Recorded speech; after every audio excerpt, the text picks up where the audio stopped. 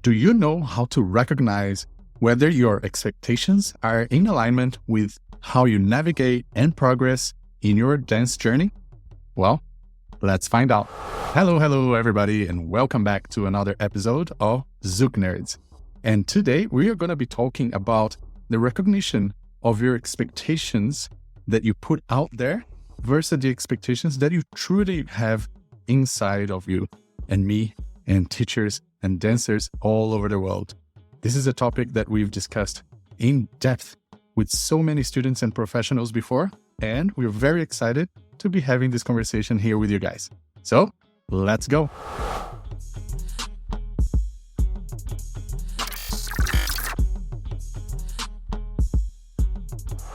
Hello, everybody, and welcome back to another episode of Zouk Nerds. My name is Alisson Sanji, and today we have our beautiful co-host, Gui Prada. Hello, everybody. It's good to be back. Awesome. Then today we're going to be talking about the expectations in the community.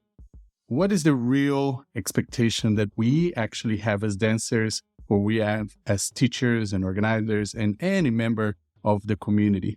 A lot of the times we find that there is the expectation that is in the front, like in front of you, versus the expectation that is actually inside of you, and how that can create a lot of conflict on our own development and how we treat ourselves and everybody around us. So Guy has a story that we can start with that has happened recently, and I think it would be a great way to introduce this topic to you guys. So let's go, Guy. Yeah, this story is very recent. It's like maybe a month ago, and happened in the end of our cycle of classes. Last class of the cycle, I am in the room. As the students are leaving, one of them says, "Hey, can I talk to you about something?" And we got to the side, and then she basically tells me that she was unsatisfied with the class. She didn't like how the course went. The course didn't really work for her. And she mentioned the money, how much money she spent in the course. And she went on to say about the courses that she liked and how she liked the courses that she liked and why she liked the courses that she liked. And I listened to everything she had to say. And afterwards, I invited her and myself for some reflection. And the results of that conversation were actually very enlightening. And it's to this day still resonating in my head. And something that might shape the way that I think about classes, that maybe we can think about classes as a bigger organization now, talking about like District Zouk, for example, or any other place I work for or with. So after she says everything she says, I ask her, what is it that she wants with the dance? What is it that she wants to achieve? And then she tells me that she wants to flow more. She wants to be invited to dance more. She wants that the experience of dancing with her should be a easier, more pleasant experience. And that, like in a nutshell, what she said. In response to that, I told her, so this class that we just did, it was all about the things that you mentioned. Because the topic of that particular course was that we work on lead and follow technique a little bit more intensely, a little bit more focused. We do lead and follow exercises, so we explain in more detail the dynamics of lead and follow, which tend to be exercises that you don't notice the improvement or the result right away, right after that class. You might notice the results at the end of the cycle. Our cycles have 8 weeks, or in the next year, or you will wake up and it's going to click one day. So it's not something that you do and you notice right away. So I told her, this course was specifically for these things we were talking about. And then I invited her for some more reflection. But did you notice that during the warm-ups, you're not really engaged? Did you notice that you were having a hard time keeping your balance in some of the exercises and some of the solo practices? Did you notice that during the exercises, you're not really focused on the exercise, you were looking away, you're not really there? And it was really nice of her part to also listen to me and also realize that on her end, she was also not giving the attention that maybe that class required. So we got to the conclusion in the end that there was actually something else that she actually wanted that were not as specifically the things that she told me at first. So I told her, it seems to me that what you were telling me is that you want long-term investments, focus on your retirement, for example. So you want something that you're going to put your money and it's going to stay there, accruing interest over the course of time. But what you actually want, based on the things that you told me you liked about the classes you liked, is playing the stock market. I think you want fast turnout. You want a fast investment that you put your money in, and then in 2 months, you see the results. So I think you want to get to class and get out of that class knowing something that you didn't know when you came in.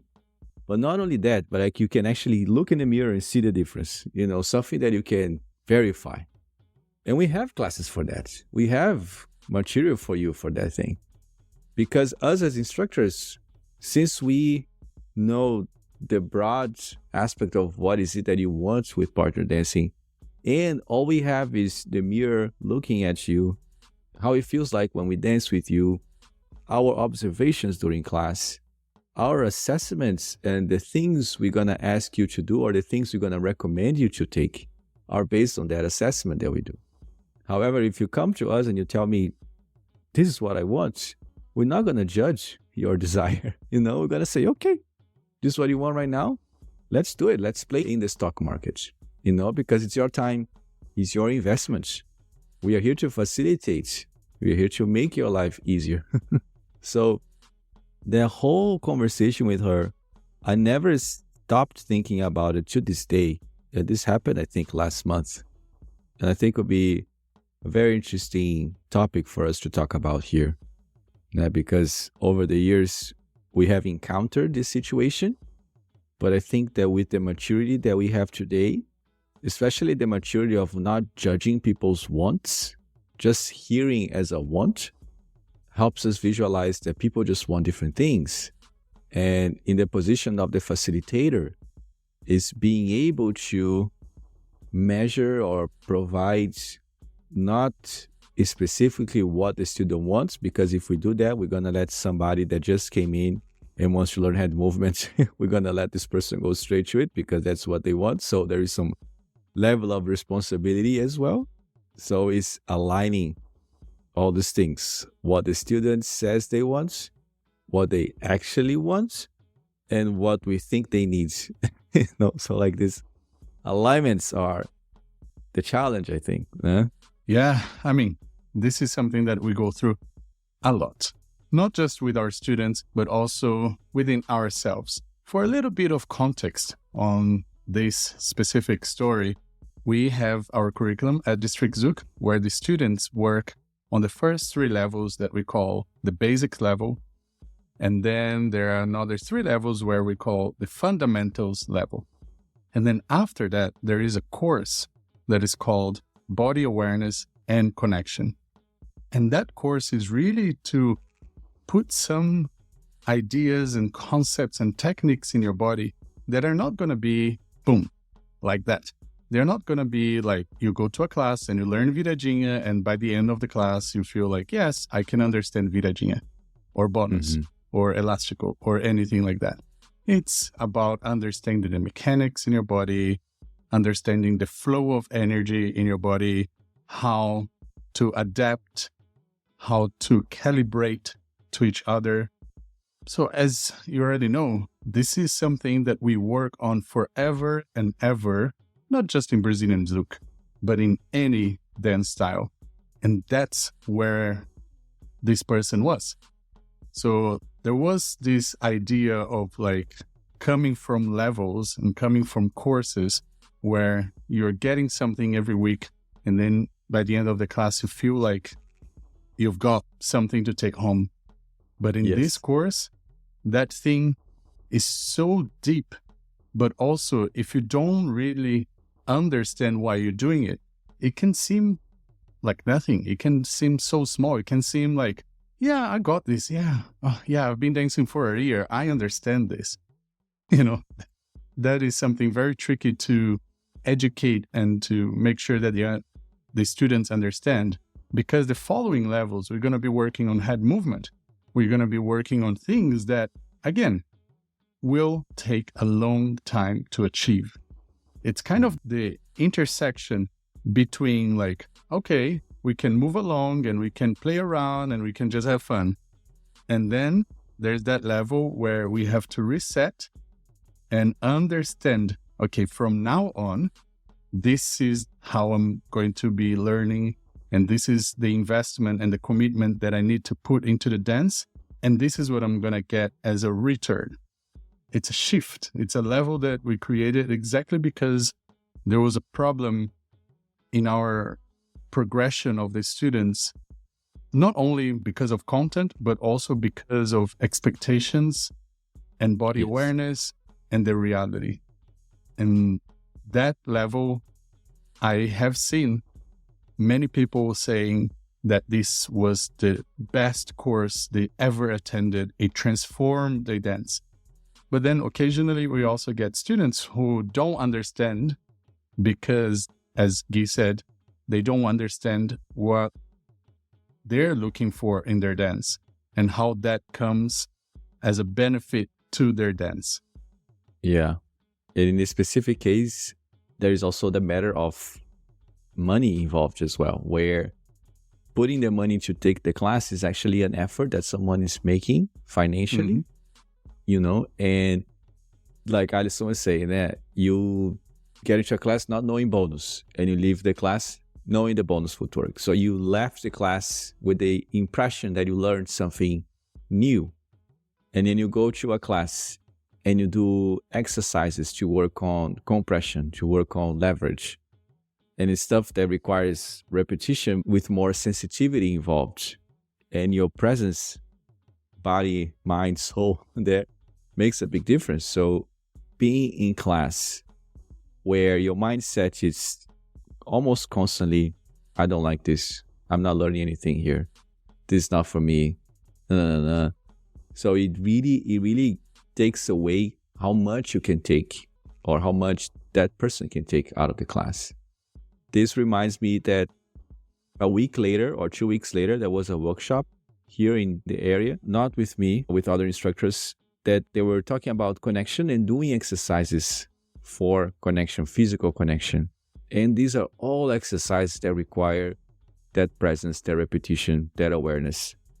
And remember talking with them after the workshops were over, where they were expressing their frustration about the lack of engagement of some of the students that were there and how hard it was to keep them doing the exercise as they were designed.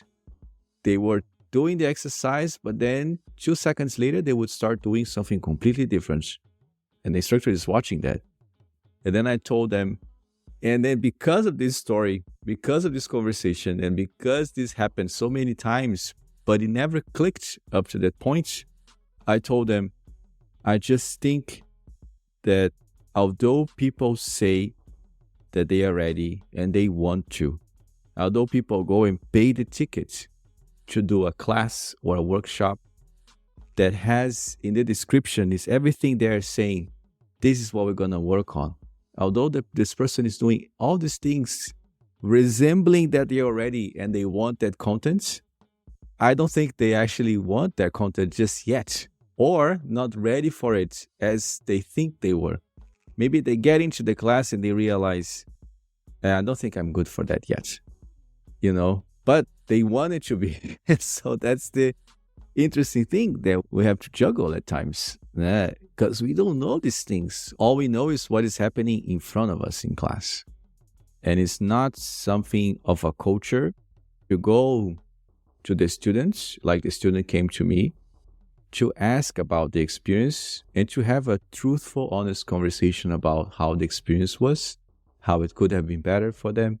So that feedback loop is not something that is super common. So I really appreciate our student that came to talk to me about her insatisfaction with the class.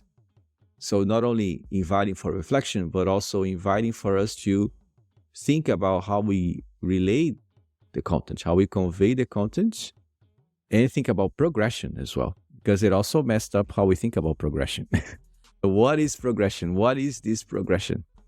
As teachers, as facilitators, you messed up with that part too, because we have the basics course, the fundamentals course, then we have this bridge course, body awareness and connection. And thinking about the progression before up to that point, so you might not need a body awareness and connection, So everything gets blended somehow. So it has the perception of the student, oh, I'm not learning something new. You're doing all these exercises, blah, blah, blah, blah, blah, blah. There is the awareness of the instructor, but that's what you need. There is a perception of progression. I'm learning something every single time. My body is getting better every single time. And there is the actual progression, because your body is learning something new.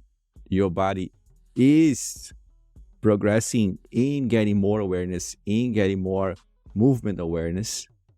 It's just that you cannot see it right away. And that's the thing. This patience is one of the things that is hard that you bring. Yeah. It's kind of like the expression that I always use, which is trust the process.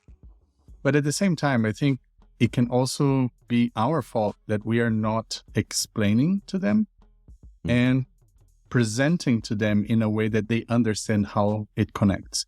Like we look at our students' progression and we know what's going next. But if we don't present that to our students and actually explain to them, some of them may be okay. Because some of the students, they're very much like, well, I trust my teacher. I'm just going to show up. And whatever my teacher teaches me, I trust them that it's going to be the next thing for me and what's best for me. But also there is these other things that people talk about or people see on the internet and they think, oh, okay, that's my next thing. That's what I should be learning. Or I went to a boot camp or a workshop or a congress and they were working on this and that's what I want to work on now. But then when you go back home and you go to our regular classes and you see how you're actually progressing, there is a disconnect between where you are, what would be best for you next, like what you're really valuing for your next part of your journey. And as teachers, I think we can do a much better job guiding our students and explaining to our students what is it that we're working on and what for. I often see that in workshops when I watch other teachers in Congress, where the teachers are saying that this is important, but something that is missing is like, how applicable is this? And how long is this going to take? Where does it fit in my dancing? I often try, when I'm teaching one of those classes, to have a little conversation with the students at first. And even acknowledging that for some of them, this may be a repetition, and for others, it may be something far from where they are now. But I invite everybody to join and experience that class anyway. But I just want them to understand that depending on where you are in your journey, this is going to feel life-changing, or this is going to feel frustrating, or this is going to feel just perfect, or maybe even boring. Yeah. But it's all about, like, the content is there, whether it fits you or not. It's something that you really need to look inwards. And at the same time, I think it would be nice to have this conversation like what Gui did with the student. So if you are in that situation, I invite you to reach out either to us or to some instructors that you get your guidance and your teaching from, and have that type of conversation of what you really want to get out of your dancing and how to get there. So you can kind of design in your own head, or maybe in actual pen and paper, some steps to take towards that. For example, there was a time in my dancing that I thought I was missing moves and missing, being on top of all the latest things that everybody's doing and learning. And I was investing some time into that, but I wasn't really feeling any better about it. Mm-hmm. And then it wasn't until I had lots of conversations with other artists and with other students and asked them, what do they think about my dancing? What do they think it's missing? And what would they like to have more about my dancing? Or what part of my dancing at some point made them feel like that is Alisson. When he does that with me, I feel like he's really being himself. And after collecting this information, that's when I understood I don't need to learn the moves. I don't need to be on top of everything that everybody's doing. Because when I feel the happiest is when I don't feel the pressure. I mean, it's not the easiest, but I had to understand that what I needed to do is to go back to my basics and go back to understanding how my connection is not allowing the things that I would like to do. How the way I listen to music is not allowing the things that I want to do. How the way I train is actually contradicting the goals that I want to achieve.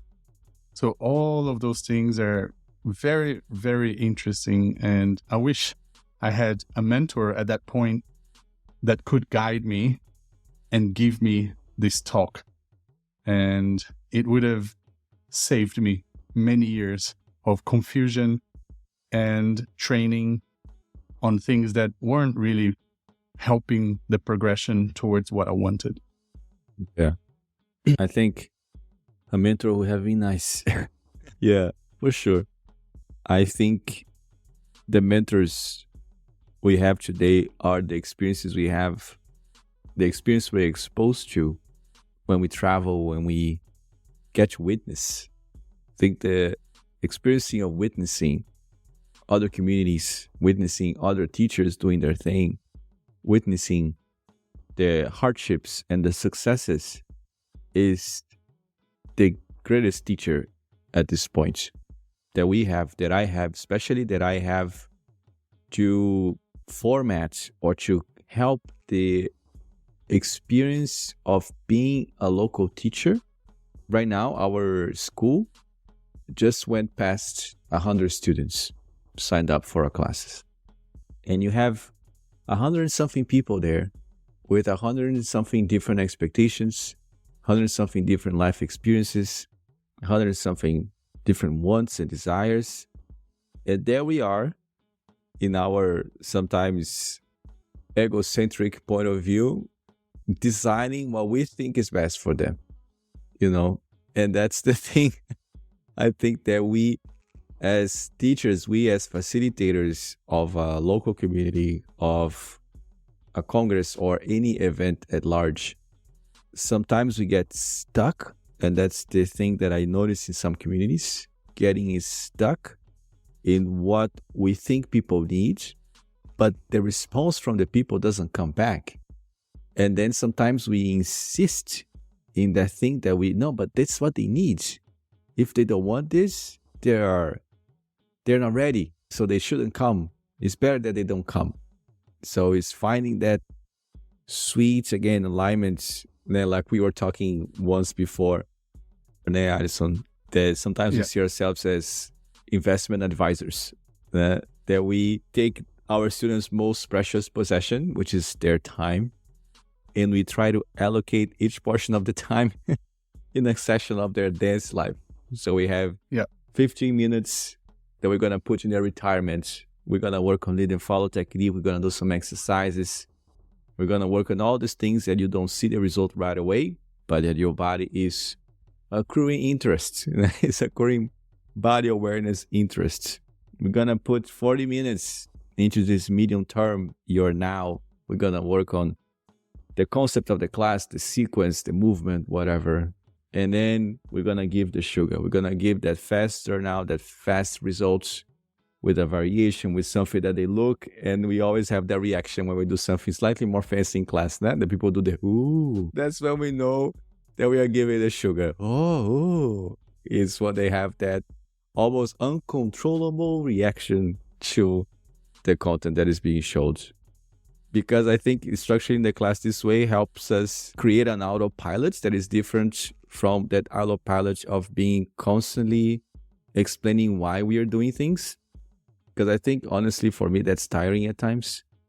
Always telling people this thing connects to this thing, to this other thing, to the other thing, the other thing. Because I think the aspect of trust is super important. Yeah, when we are in this facilitator role, which makes me remember of something that is actually very recent. This weekend, I was at a tango event, a tango festival, and I was reminded about the tango style of teaching and learning, which is not the way that we learned, which is basically they go into the circle, they show what we're going to do, they play a song, and then you practice.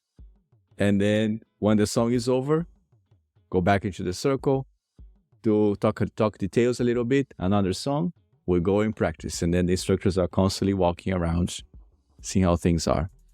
So it's a different style of teaching and learning. And realizing that that also works.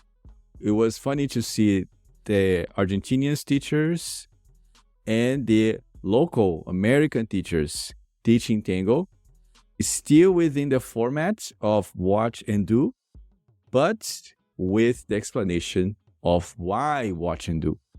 Why watch and do? It's still not, let's all go together, breaking things step by steps. No, they still take that approach, but they just add, we are doing this way so you can practice your ability to observe, you can practice your ability to break down, or problem solving. So the local instructors were giving the reasoning, but we're still going with the process. So made me wonder something that I used to wonder before I was a teacher.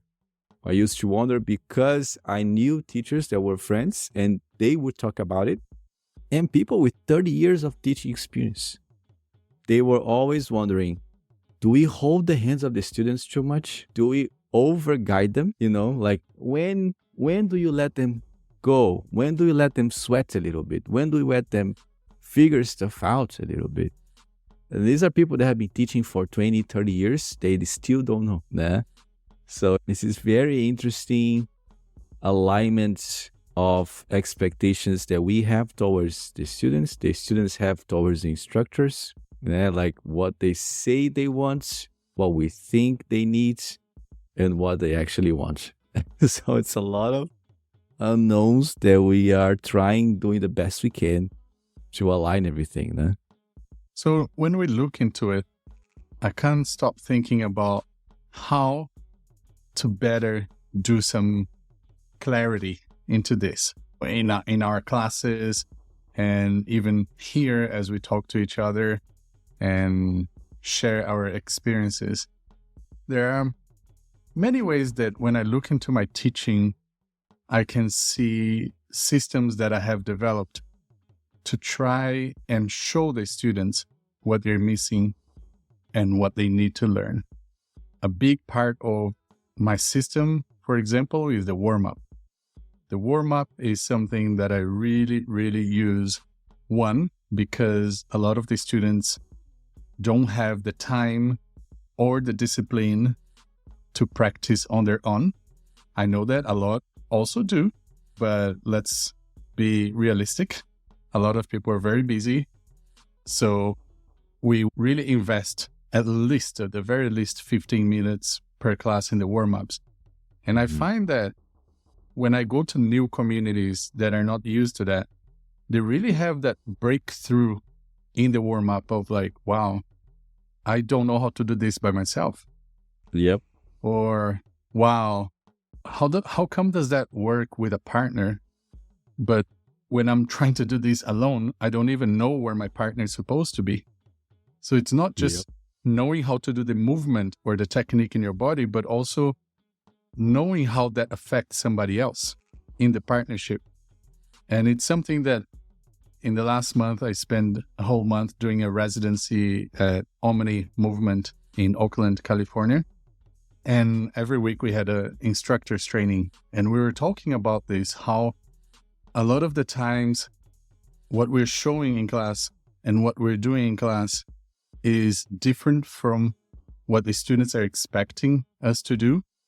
But at the same time, if we don't spend that time and we don't give the students the breakdown, it's just not going to make sense to them. Because also another issue that I find that we discussed is that when you don't know how to do it by yourself, and when you don't know how that affects your partnership, you're really relying on somebody to have a good dance. And that is something that I really try my best in my classes to eliminate. If you know how to do it by yourself and you know how it works, you can have a good dance with anybody. So for anybody who says, oh, when I'm dancing with somebody who can do this, or when I'm dancing with somebody who can do that, I can do anything. I feel great. My dances are amazing. So then that means that you are relying on somebody else's skill to achieve what you want, versus you having the skills yourself to make anybody that you dance with feel that great, yourself and themselves. So I think this is also another way that you can look into it. If you're missing that quality of dance with most dancers and you only have that quality of dance with a few, then there is a lot of soft skills that are missing in your dance. And to me, that's the biggest difference between somebody who can dance with anybody and make them feel amazing versus somebody who can only have great dances with a couple of people. It's the missing beats and the soft skills and the real understanding of what you need. So if you are on that path or on that phase of your dance, do some research inwards. And if you can't figure it out, talk to us, talk to somebody, because that's a big symptom of what we're talking about here. Yeah. I call it the pickiness curve. It's like, I call it the pickiness curve because normally when we start dancing, everybody's so beautiful. We have fun with everyone. As we go through our journey, that process can happen that you were mentioning, and Addison, the process of, I just have fun with these two people here, or only these three people here follow me well or lead me well. There is this thing that used to be this sentence, follow me well or can lead me well. How come with these two people I can do all these things, but with everybody else I cannot? Yeah, so it's these soft skills on the technique, on the movement portion of the dance. And for me, that was my breakthrough, is the mindset as well. In the case of this particular conversation that I had with the students of the story that we started this whole conversation with, it was very much of a mindset situation where the lack of presence or the lack of curiosity was making hard for the person to enjoy that experience, in the case, the experience of dancing, the experience of learning. Because I've had the experience of, with the dance that I have, with the knowledge that I have, not today, but like a couple years ago, having dances where the person didn't look, didn't engage, and after one dance said, thank you very much. And that's the thing that I normally tell students. No matter how good you are, how much you worked on your skills, if the other side of this equation is not present with you or with themselves at that moment, all the training, all the goodness that you can bring will do no good, will do no results, will be neutral because the person's not there. And I think for us as teachers, it's super similar. We can work on our craft as much as we can. We can learn all the skills. We can do all the things to provide a better teaching, learning experience. But if the person is not present for whatever reason it is, it's going to be hard for them to take the content, So I think there is sometimes a fair amount of responsibility that is put on, let's say, the perceived active agent, in this case, the teacher, without the reflection, without the thinking, the wondering of also the participation of the learner in that experience as well. It was funny because when Jaime was partnering with Gui used to say, you have to take a class on learning how to take a class with Jaime. You have to do a prep class to do a class. These days, because back in the day, not. But this alone tells me that if you get there and you're not, fully with your mind fully open, you're not going to understand stuff. And you're going to be the whole time wondering what the hell's going on here, So a level of presence, a level of open-mindedness, a level of trust, because it's still a relationship. It's still like a circular relationship that we have as lead and follow, teachers, students, and all these things. And so in the pickiness curve, I think part of the soft skills, one of the soft skills is the presence and curiosity, which are mindset related. When we think about all the soft skills that are involved in that dynamics, in that relationship. I think a lot of the times people search for the next thing to feel that hype and that challenge that they had at the beginning. Yes. So they'll go like, oh yes, I'm going to spend $1,000 and go to this training, or I'm going to go and compete, or I'm going to go and spend some time in Brazil, whatever that is. People kind of put that as a band-aid. Like, oh, I need that. But I think there's a lot of money wasted and time wasted, because if you don't know exactly what you need or what your dance is missing, then what's the point, really? It's kind of like, I don't know, going for a haircut when you need to trim your beard. I don't know if that makes sense. But you think you need a haircut, and you go and you do a haircut and you're still not feeling happy until one day you ask somebody, hey, something is missing. What do you think is missing? Well, you used to trim your beard and you stopped doing it. Why did you stop doing it? Maybe have a go. Try that and see if you feel happy. And then they trim their beard, and then they remember, oh, yes, this is what I used to do. So now they feel happy and they feel alive and excited again. A lot of the times we just have to reconnect to our student phase, like our beginner student phase, where we were always fully attent and fully embracing everything that was coming our way. And again, trusting the process, because that will really give you, I think, the most reward. I always try to put myself into this position of I know nothing when I go to somebody's class. At the beginning of this year, I think, when Gui was teaching Melbourne with Brenda, I went to their boot camp and I attended all the classes. And in the first time that I was doing the rotation and dancing with everybody, every student was asking me, is this good? Is this correct? Is this what we're supposed to do? And the only answer I gave to them was, I'm not sure. I'm just a student right now. I'm trying to figure it out myself if I'm doing it right. I'm not here with this idea of I know what they're teaching. If you enter a class, or if at any point in the class you have this feeling of I know what they're teaching, you've stopped learning. Yep. You've basically stopped learning. You've shut down. I think the best thing is to be in every class at every moment and just appreciate every moment and every information as something that you've never heard before. Because yes, they are going to talk about weight transfer now.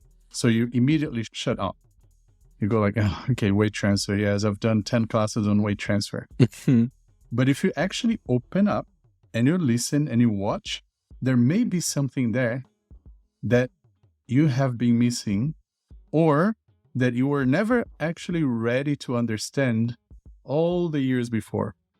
Listen to every word, watch every movement, and then something magical can unlock. I think Yep. that is beautiful because I did feel that way when we were at that weekender. I felt that many things unlocked, many things that Guy have showed me before, that I've seen him teach before and Brandon teach before. But because in that moment, I allowed myself to be a student, not an organizer who is like hiring Guy and Brenda for an event, or not as part of like the district Zouk where I'm kind of teaching a class and they're teaching a class and running in and out of that zone. But that weekend, I was just a student and I put myself into that zone and I felt so many things unlocking because I allowed myself. So that's the other point as well. It's sometimes, yes, as teachers, we could be doing something that is not enough. But as students, we really also have to remind ourselves that we need to be open. We need to take the information as one big piece and try to apply it to our body. Whether that's going to stay in our body or whether that's something that you want to continue working with, don't think about it later. Don't make a judgment in the class or at the beginning of the class when the teacher says, oh, today we're going to work on elasticity. And then you immediately think, oh man, I wanted to learn, that whippy thing that you do. I thought that the elasticity in the description was going to be like some like exciting dynamic movement that I have seen you guys do. If you ask me, that class is what makes that possible. Yeah. Guy and Brenda or any other teacher wouldn't be able to teach those movements if it wasn't for that class. Exactly. Yeah. Bruh, even this weekend, I was doing a class on torsions, stuff that, I do. And I learned something completely new that I have been doing with my body for all these years. I was telling students to do it in a certain way, and now I'm going to change it because I took yet another class on torsions and there was this beautiful, incredible information there. And there was like, oh my gosh, a lot of light bulbs, Mm-hmm. There was a class on turns, on pivots that I'm like, oh my gosh, I never thought about this before, or stuff that my body was doing, but because he learned how to do in the social for survival modes, then the body adjusts for the things, but it was never broken down that way. So while we were talking, you reminded of a quote that one of our students brought to me when we were talking about this topic.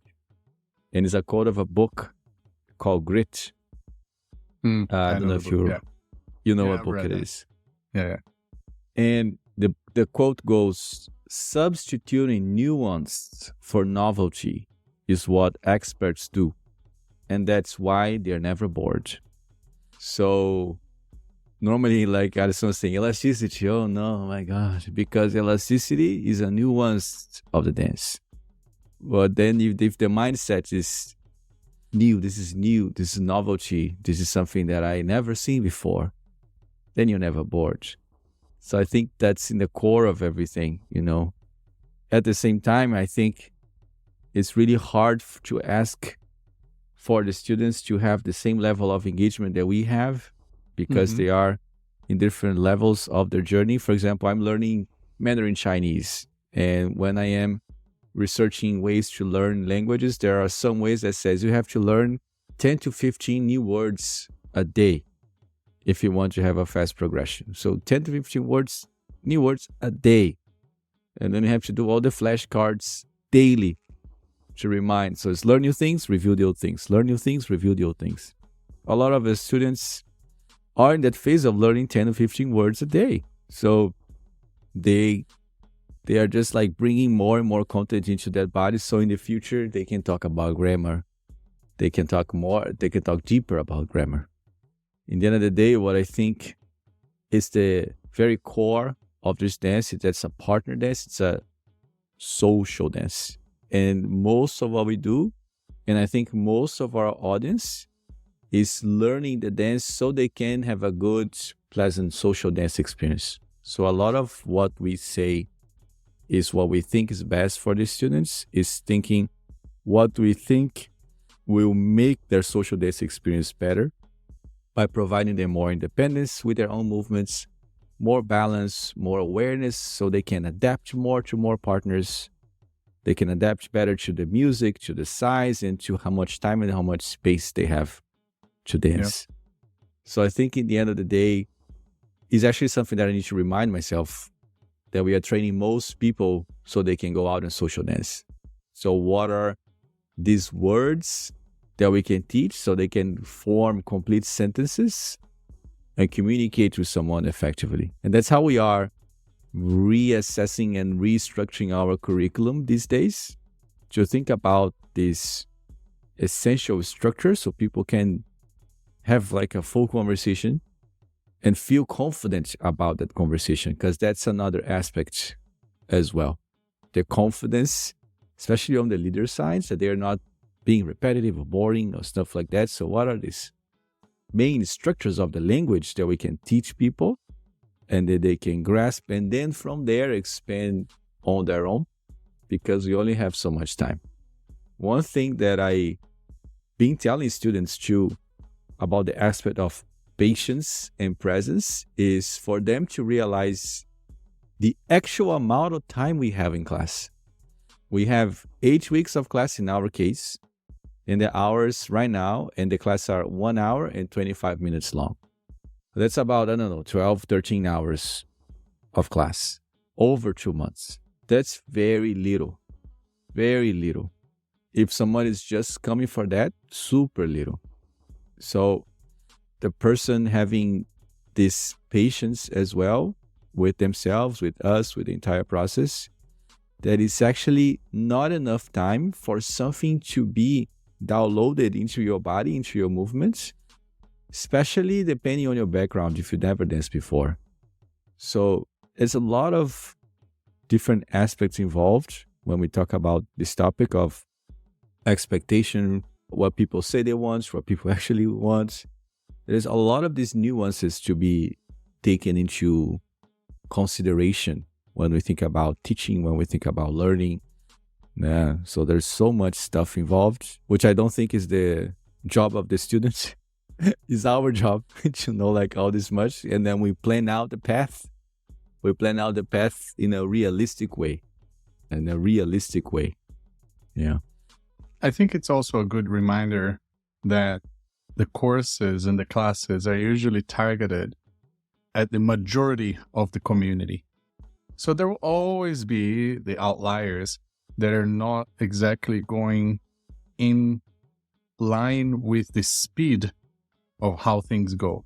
Sometimes in our surveys that we do at District Zouk, we get these outliers saying the classes are too fast or the classes are too slow. But then the majority says that the class is great. The content is great. The time of practice is great.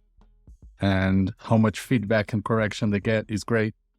So I think it's important to, as teachers, for us to do surveys, constant surveys, to understand what is missing versus us just watching the students or hearing 1 or 2 people who have voiced their feedback and changed the whole system just because of these 1 or 2 people that voiced their feedback.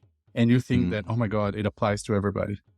There is some truth to the saying that if one person is saying it, more people actually feel it or think about it. There's some truth to that, of course.